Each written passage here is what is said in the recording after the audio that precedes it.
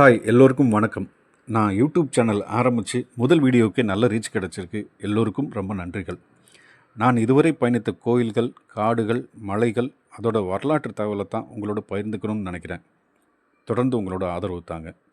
இதுவரைக்கும் நம்ம சேனல் வீடியோவை பார்த்தவங்களும் இனிமேல் பார்க்குறவங்களும் நம்ம சேனலை சப்ஸ்கிரைப் பண்ணிக்கோங்க. ரொம்ப நன்றி.